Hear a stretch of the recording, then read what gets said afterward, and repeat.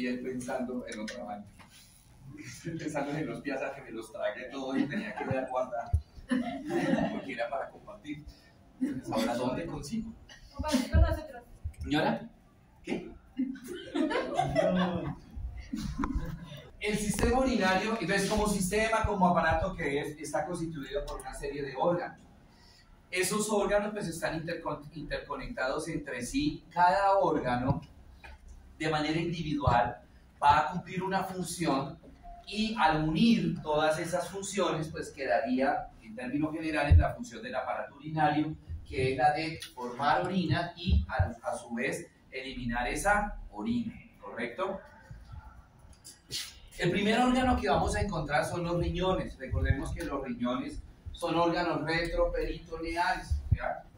Que se van a encontrar por detrás del peritoneo, ¿sí?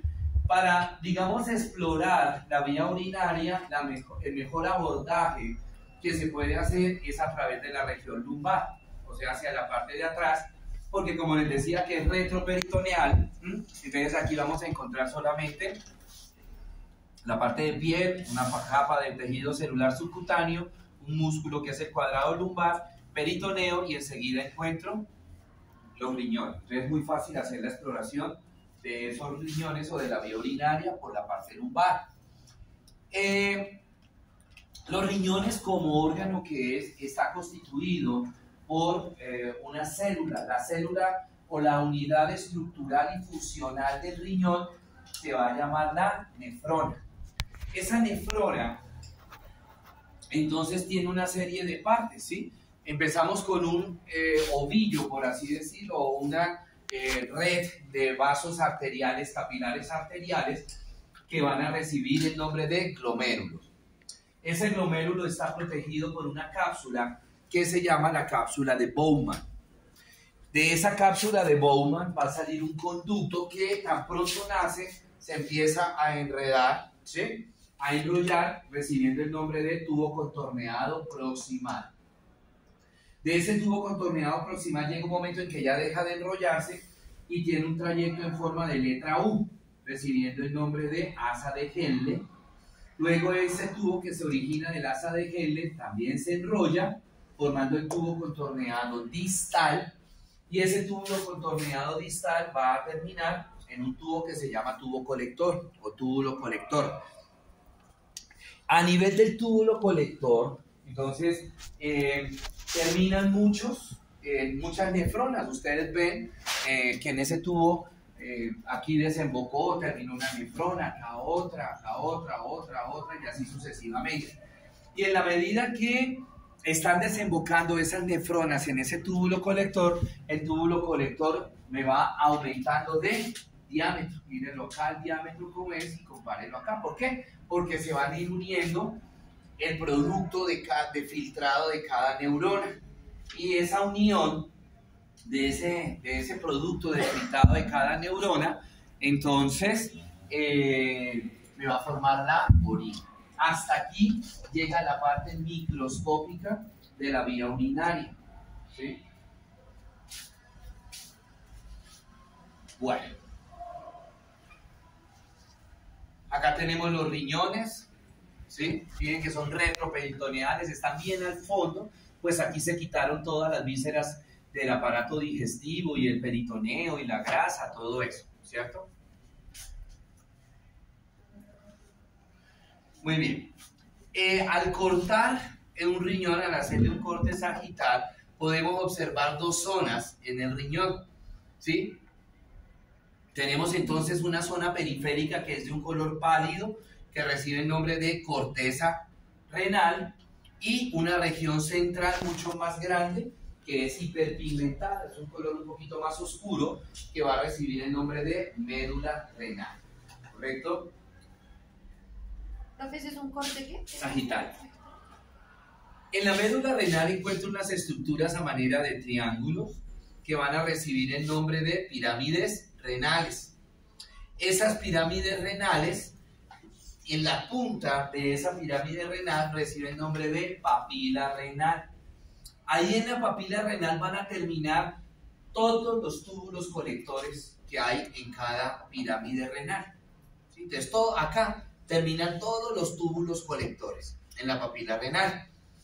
Al terminar todos los túbulos colectores en la papila renal se unen y me forman una estructura que ya es macroscópica, o sea, una estructura que yo puedo ver. Estas de acá, que van a recibir el nombre de cálices mayores. Reciben ese nombre de cálices por la forma que tienen como de una copa, de un cáliz. Los cálices mayores se unen, perdón, los cálices menores, estos son menores, se unen y me forman los cálices mayores. Y los cálices mayores se unen y me forman la pelvis renal. Esa pelvis renal sale del riñón, ¿cierto? Sale del riñón, se dirige hacia abajo y se me convierte en el ureter, ¿correcto? Bueno, acá tenemos un riñón real, ¿sí? Entonces tengo acá la corteza, la médula, se ven las pirámides renales, la papila renal, los cálices menores, los cálices mayores, la pelvis renal, y acá ya es el ureter, ¿correcto? Esta vendría siendo la vena renal, que ya nosotros la conocemos, y la arteria renal.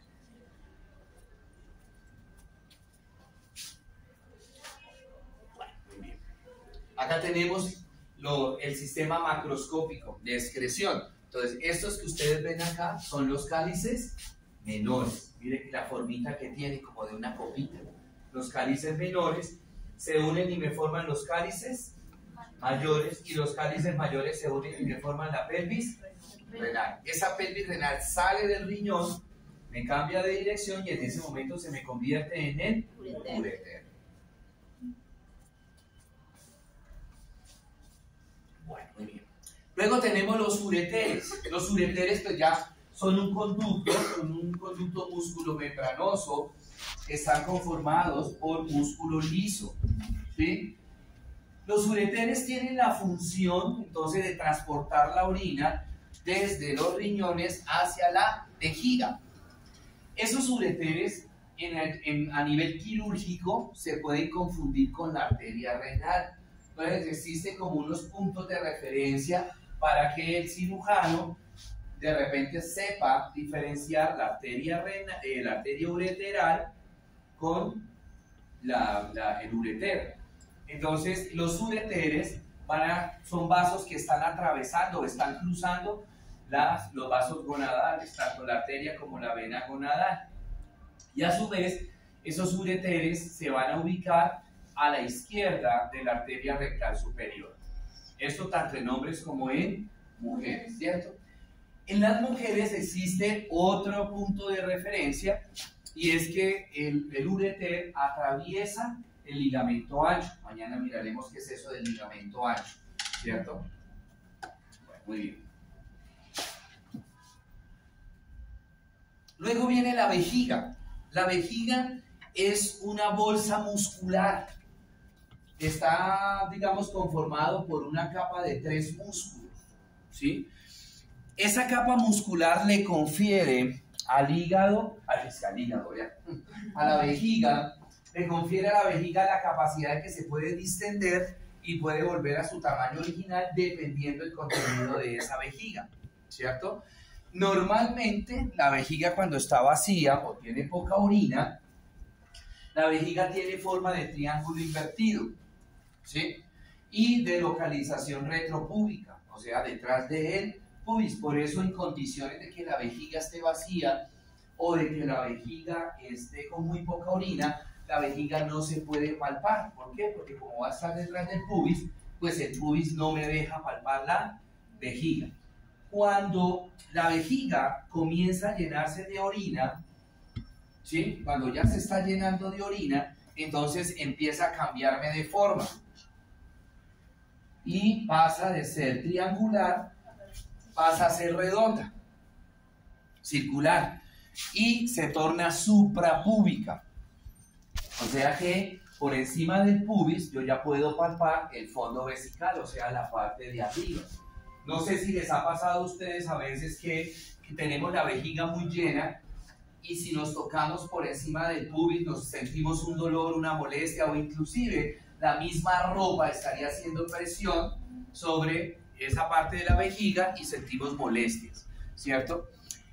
Hacia la parte posterior inferior de la vejiga encuentro una estructura triangular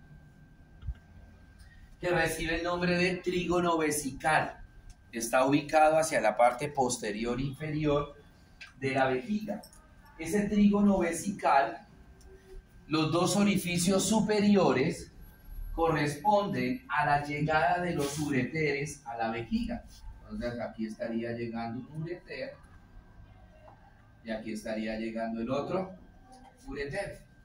Y el orificio inferior corresponde al inicio de la uretra, al esfínter uretral interno, ¿sí? ¿Qué particularidad tiene ese esfínter uretral interno? De que ese esfínter es involuntario. Nosotros no podemos controlar la actividad de ese esfínter, ¿cierto? Podemos controlar la actividad del esfínter uretral externo. Ese sí lo podemos controlar, ¿sí? Que es cuando pues, aguantamos la gana de orinar y entonces como para que no se nos salga chichi, apretamos y estamos controlando ese esfínter, o lo contrario, cuando ya vamos a orinar, relajamos ese esfínter y ese esfínter va a favorecer la salida de la orina. Señora. Entonces, cuando una persona se ríe o estornuda, que no puede aguantar y sale, ¿eso es involuntario? Eso es involuntario, pero es porque ya tiene prolapso de la vejiga. Y ese prolapso puede estar acompañado también de prolapso del útero, un histerocistocele. ¿Sí?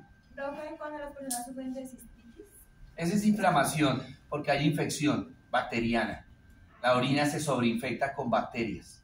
Entonces produce una infección de vías urinarias, la cistitis. ¿Sí? Bueno.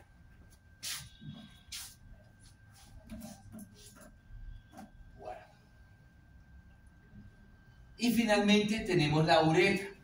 La uretra es un conducto, también musculomembranoso, a través del cual va a pasar la orina, ¿sí? De la vejiga hacia el exterior, ¿correcto? Hacia afuera del cuerpo humano. La uretra en la mujer es muy corta. La uretra femenina mide aproximadamente 2 a 3 centímetros. Este tamaño corto de la uretra femenina hace propensas a las mujeres a las infecciones de vías urinarias. ¿Por qué? Porque cualquier bacteria que llegue al meato urinario inmediatamente, fácilmente puede subir a vejiga y generarme las infecciones urinarias que hablábamos ahorita. La uretra masculina es un poco más grande, mide aproximadamente entre 15 a 17 centímetros. Pues más o menos dependiendo, no es ilusiones, niñas. Ya 15, 17 centímetros, ya no. Después les pasa lo que pasa en algunas niñas. Uno se ilusiona, se resigna, pero no hay derecho. ¿Qué tal? Entonces, les decía que la uretra masculina mide aproximadamente de 15 a 17 centímetros promedio del tamaño del pene en el hombre, ¿cierto? La uretra masculina, como es más grande, tiene 3 porciones, tiene 3 partes. La primera parte de la uretra, que es esta parte de acá, tan pronto sale del cuello vesical, inmediatamente viene la primera parte, la primera porción de la uretra masculina, que se va a llamar la uretra prostática. Se llama así porque está atravesando la próstata. Ahora entendemos, uretra prostática. Ahora entendemos por qué nosotros los hombres, los síntomas, cuando el paciente empieza a sufrir de la próstata, los síntomas se ven reflejados a nivel urinario, que orina poquito, pero cada rato, el goteo posmiccional, disuria, ¿sí? ¿Por qué? Porque la uretra prostática está atravesando, va por toda la parte central de la próstata. Esa uretra prostática mide aproximadamente 2 centímetros, más o menos, ¿sí? Luego viene una porción más pequeña de la uretra que se llama la uretra membranosa, ¿sí? Esa uretra membranosa la ubicamos o la encontramos a nivel del perineo. Y posteriormente esa uretra membranosa entra al pene. y recibe el nombre de uretra peneana o también uretra esponjosa. Mañana cuando veamos aparato reproductor masculino entenderemos por qué se llama uretra esponjosa, ¿sí? Cuando ya esa uretra va a llegar hacia su desembocadura, que es en la parte anterosuperior del glande, esa uretra se dilata un poquito. Viene la uretra peneana y se dilata un poquito antes de terminar en el pene. En el pene no, antes de terminar donde desemboca. Esa dilatación recibe el nombre de fosita navicular o fosa navicular. ¿Sí? Bueno, muy bien. Bueno, preguntas, dudas, inquietudes. ¿No question? Entonces, chicos, les voy a dar unos minutos para que se pongan